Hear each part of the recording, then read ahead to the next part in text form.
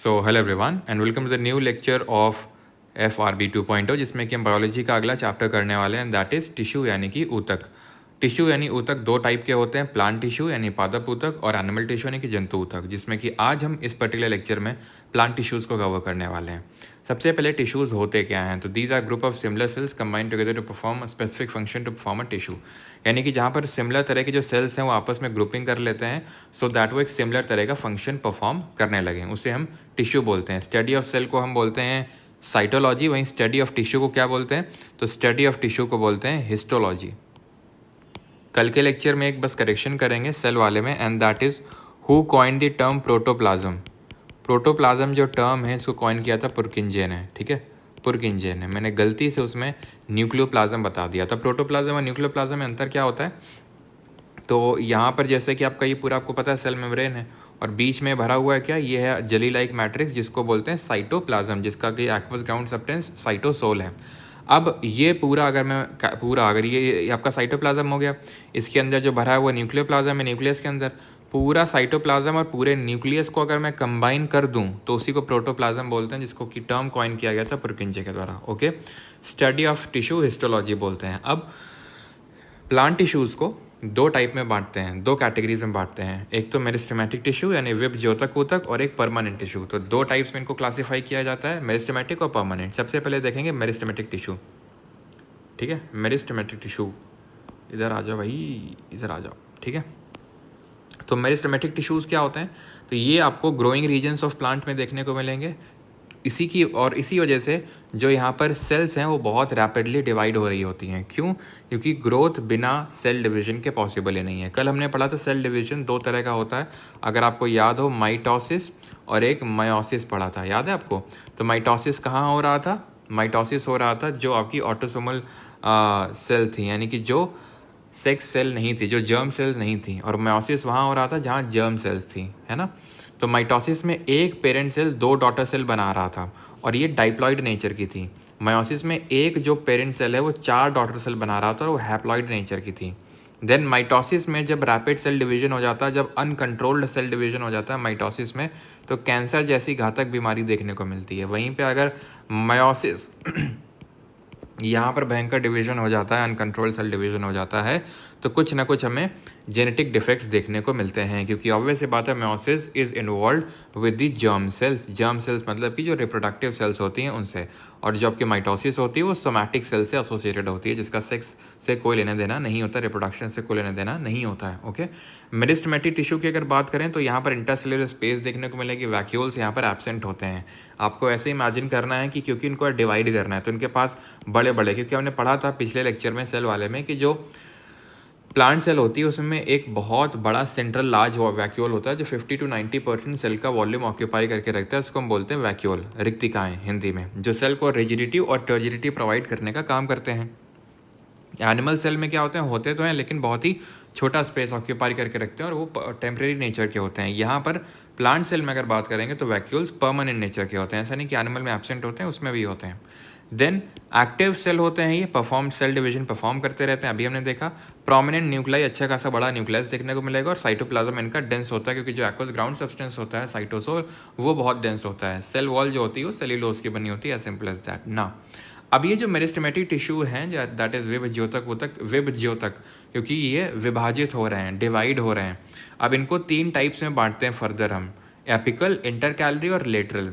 Apical जो है tips में प्रेजेंट है शूट और रूट के, एपिकल प्रेजेंट है आपका शूट और रूट के टिप्स में। अब रूट यहाँ नीचे होगी तो उसके टिप्स में प्रेजेंट है एपिकल वाला, यानी कि ये क्या होते हैं, ग्रोइंग रीजन्स होते हैं। तो एपिकल टिश्यू क्या कर रहा है, ये इंक्रीज कर रहा है लेंथ किसकी, स्टेम की, तने की, और रूट की लेंथ को इंक्रीज कर रहा है। प्रोटोडर्म जो होता है वो रूट से प्रेजेंट होता है, which is a part of apical tissue, उसका पार्ट होता है जो कि रूट्स में, जड़ों में मौजूद होता है। देन इंटर कैलरी जो टिश्यू होता है, इंटर कैलरी यानी बीच बीच में प्रेजेंट होता है, और ये किस में हेल्प करता है, ये आपका हेल्प करता है अगेन हाइट इंक्रीज करने में। फॉर एग्जांपल मान लो एपिकल मेरिस्टेमेटिक टिश्यू नहीं रहे किसी कारणवश, तो ऐसा तो है नहीं कि इंक्रीज नहीं होगी हाइट, तो वो इंटर कैलरी के थ्रू होती है। और साथ ही साथ यहाँ अगर आप देखो ये ब्रांचेस हैं, अब ब्रांचेस की लेंथ कैसे इंक्रीज होगी, तो अगर एपिकल यहाँ से बढ़ गया, ऊपर नीचे से बढ़ा दिया, तो ये ब्रांच की लेंथ कौन बढ़ाएगा, तो यहाँ पे बीच बीच में हमें इंटर कैलरी मेरिस्टेमेटिक टिश्यू देखने को मिलते हैं जो बीच में भी हाइट इंक्रीज करते हैं। देन है लेटरल टिश्यू,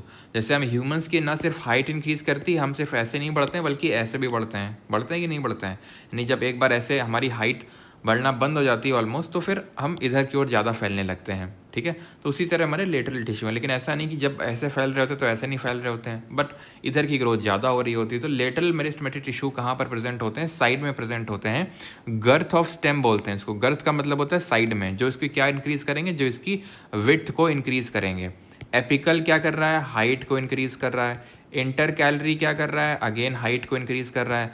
लेटरल क्या कर रहा है? ये विड्थ को इंक्रीज कर रहा है, ठीक है। और गर्थ ऑफ स्टेम में प्रेजेंट बिनीथ दी बार्क, छाल के बीनीथ आपको ये देखने को मिलेगा। Increases the girth of root और stem. I hope it is clear. थोड़ा सा मैं फिर से समराइज करता हूँ कि टिश्यू हमारे दो टाइप के होते हैं। प्लांट टिश्यू होते हैं पादप ऊतक, और एनिमल टिश्यू यानी कि जंतु ऊतक। प्लांट टिश्यू को दो पार्ट में डिवाइड करते हैं, एक तो मेरिस्टेमेटिक जो अभी हमने पढ़ा, और दूसरे होते हैं परमानेंट, ठीक है। मेरिस्टेमेटिक में हमने फर्दर 3 पार्ट पढ़े, एक तो एपिकल मेरिस्टेमेटिक टिश्यू पढ़ा, बीच में इंटर कैलरी जो बीच में प्रेजेंट होता है, और फिर लास्ट में लेटरल पढ़ा। ये टिप्स में प्रेजेंट होता है of roots and shoots, height increase करता है। ये बीच में प्रेजेंट होता है जो हाइट इंक्रीज करता है। और लेटरल की अगर बात करेंगे तो गर्थ ऑफ स्टेम यानी साइड में प्रेजेंट होता है। लेटरल का मतलब ही साइड होता है, और ये गर्थ ऑफ स्टेम को इंक्रीज करता है, यानी विड्थ ऑफ स्टेम को इंक्रीज करने का काम करता है ना। ये जो हमारे मेरिस्टेमेटिक टिश्यू हैं, जब ये डिवाइड करना बंद कर देते हैं, वैक्यूल इनमें क्या होता है? वैक्यूल इनमें एब्सेंट होता है। न्यूक्लियस प्रोमिनेंट होता है, न्यूक्लियस प्रोमिनेंट बड़ा होता है, और साइटोप्लाज्म जो होता है वो डेंस होता है मेरिस्टेमेटिक में। जब ये डिवाइड करना बंद कर देंगे तो through a process known as differentiation, विभेदन जिसको हिंदी में बोलते हैं, ये कन्वर्ट हो जाते हैं परमानेंट टिश्यू में और एक स्पेसिफिक रोल ले लेते हैं जो उसको परफॉर्म करने लगते हैं। Now this permanent tissue are also further divided into the simple and complex, but before reading its parts let us first understand about the features of permanent tissue. वहाँ पर हमने पढ़ा था वैक्यूल एब्सेंट होता है, एक प्रोमिनेंट न्यूक्लियस देखने को मिलता है, बट यहाँ पे वैक्यूल बहुत बड़ा होता है। वहाँ पे था ही नहीं, यहाँ पे लार्ज सेंट्रल वैक्यूल है। Cell wall is in thick और या थिन, यानी पतला मोटा दोनों हो सकता है जो सेल वॉल है। फंक्शन क्या होता है? प्रोटेक्ट करना, सपोर्ट देना, स्टोरेज करना और फोटोसिंथेसिस प्रोवाइड करना। वहाँ पर क्या था? वहाँ पर सिर्फ ग्रोथ देना था, वहाँ पर मेन फंक्शन ग्रोथ देना था। यहाँ पे सपोर्ट, प्रोटेक्शन, स्टोरेज, ये सब। जैसा कि मैंने बताया through the process of differentiation meristematic convert हो जाते हैं परमानेंट में, ठीक है। परमानेंट में स्क्लेरेन्काइमा नहीं, परमानेंट में डिवाइड हो जाते हैं। अब इन परमानेंट टिश्यूज़ को हम दो पार्ट में डिवाइड करते हैं, सिंपल और कॉम्प्लेक्स। पहले हमें पढ़ना है सिंपल के बारे में। सिंपल की अगर बात करेंगे, सबसे पहला जो हमें पढ़ना है दैट इज़ कॉलेनकाइमा। ये कहाँ प्रेजेंट होता है? कॉलेनकाइमा की अगर बात करेंगे, कॉलेनकाइमा प्रेजेंट होता है लीव स्टॉक्स में, स्टेम्स ऑफ डाइकॉट्स में। लिविंग होता है, इरेगुलरली थिकेंड होता है कॉर्नर्स पे, और बहुत ही कम इंट्रासेलुलर स्पेस होती है। तो यहाँ पर मैं आपको दिखाता हूँ, ये है आपके कॉलेनकाइमा। अब आप देखो कॉर्नर में ये थिक हैं, कॉर्नर में ये मोटे हो रखे हैं, तो इरेगुलरली थिकेंड है कॉर्नर में। और क्या करते हैं? ये फ्लेक्सिबिलिटी प्रोवाइड करते हैं। जैसे कि अभी इस समय तेज आंधी तूफान का मौसम हो रखा है, तो ऐसा तो है नहीं कि आंधी तूफान आया और पेड़ तुरंत टूट गया। वो झुक जाता है लेकिन टूटता नहीं है। जब बहुत ही ज़्यादा झुक जाता है तो फिर वो फिर टूट जाता है। तो फ्लेक्सिबिलिटी है उसके अंदर। कौन प्रोवाइड कर रहा है? कॉलेनकाइमा, जो एक तरह का मैकेनिकल टिश्यू है। कैसा टिश्यू है ये? मैकेनिकल टिश्यू है। क्या कर रहा है? फ्लेक्सिबिलिटी प्रोवाइड कर रहा है और इरेगुलरली थिकेंड है कॉर्नर्स में। ये 3 इंपॉर्टेंट पॉइंट्स आपको ध्यान में रखना है इसमें, ठीक है। मैकेनिकल स्ट्रेंथ और फ्लेक्सिबिलिटी प्रोवाइड करता है, बेंडिंग को अलाउ करता है। तो जैसे कि ये अब ये क्या लिखा हुआ है? Leaf stock. लीफ स्टॉक क्या होता है? जैसे ये पत्ती है, ठीक है, ये पत्ती है, तो ये जो होता है ना, इसको बोलते हैं लीफ स्टॉक। पत्ती लगी होती है ना किसी चीज़ में। ये जो मैं ड्रॉ कर रहा हूँ, ये इसकी बात नहीं कर रहा हूँ, इसकी बात कर रहा हूँ मैं। पैरेनकाइमा पे आते हैं। ये लिविंग होता है, ये भी फूड स्टोरेज में हेल्प करता है, ये फूड का स्टोरेज करता है। 2 टाइप का होता है पैरेनकाइमा भी, फर्दर 2 पार्ट का होता है। जिसमें क्लोरोफिल होता है उसको क्लोरेनकाइमा बोल देते हैं। जिसमें एयरी स्पेस होता है, यानी इंट्रासेलुलर एयरी स्पेस होता है, बीच बीच में स्पेस होता है, उसको एरेनकाइमा बोलते हैं। एयर, ठीक है, जो क्या करता है? प्लांट्स को हेल्प करता है फ्लोट करने में। कैसे? बिकॉज इनको बॉयंसी प्रोवाइड करता है। बॉयंसी क्या होता है? उत्प्लावन बल, जिसकी वजह से ये फ्लोट कर पाते हैं। ओके, तो पैरेनकाइमा के 2 पार्ट हो गए। इसमें क्लोरोफिल है, खाना बना रहा है, और एरेनकाइमा क्या कर रहा है? एयरी स्पेस है तो फ्लोट करने में हेल्प कर रहा है, और खाना बना रहा है तो इसको स्टोरेज कौन कर रहा है? पैरेनकाइमा स्टोरेज कर रहा है। Now coming on to this sclerenchyma, ये टफनेस प्रोवाइड करता है टिश्यू को। क्यों? क्योंकि मोस्टली डेड सेल्स का बना होता है।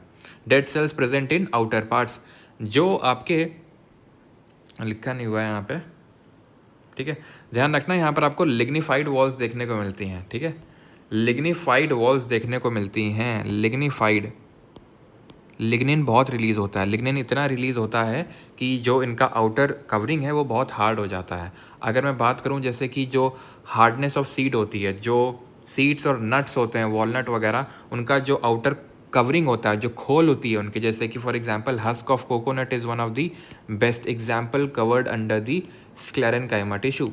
तो जो नारियल की भूसी होती है, जो आउटर कवरिंग होती है, वो इतनी हार्ड होती है, वो स्क्लेरेनकाइमा टिश्यू की बनी होती है।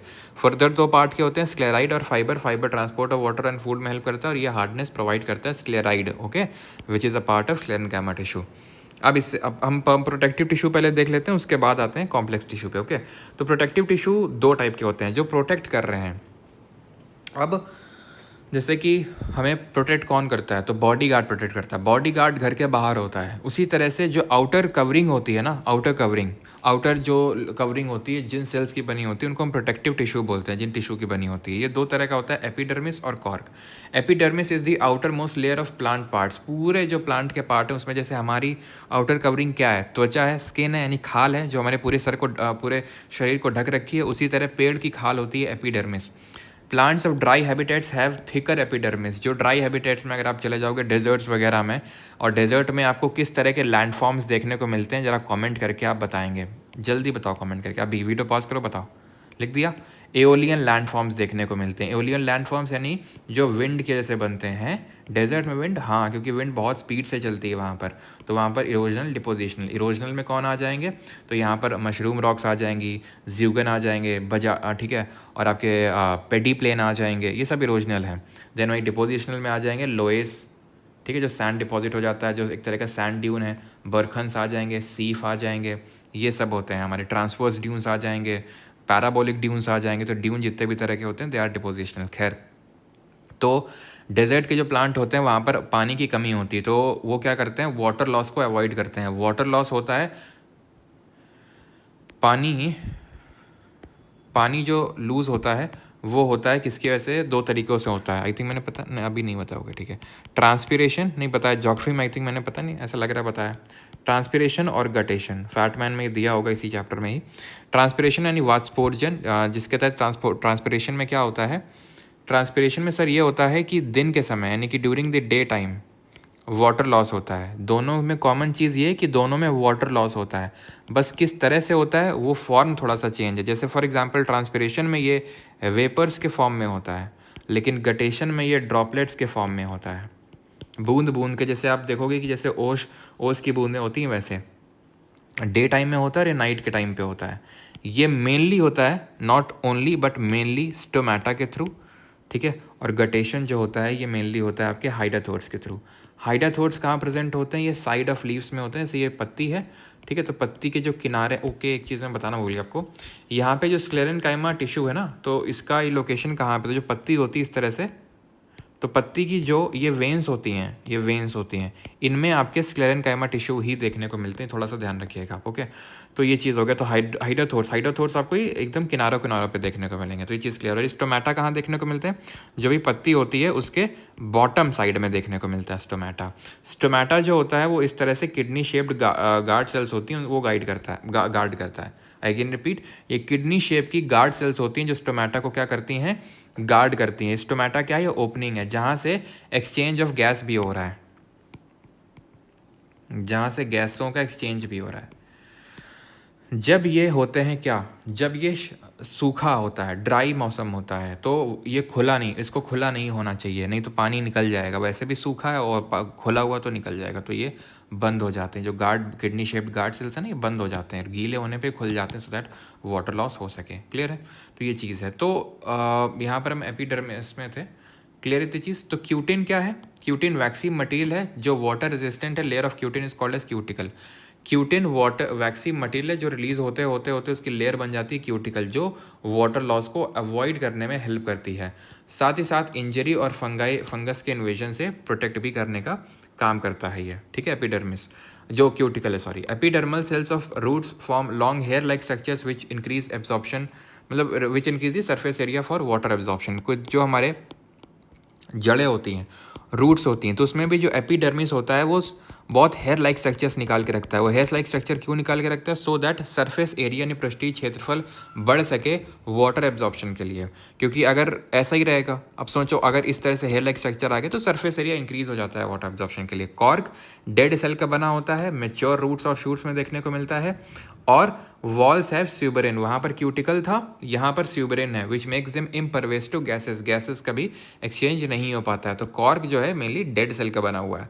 अब आते हैं कॉम्प्लेक्स टिश्यू पे, कॉम्प्लेक्स परमानेंट टिश्यू पे।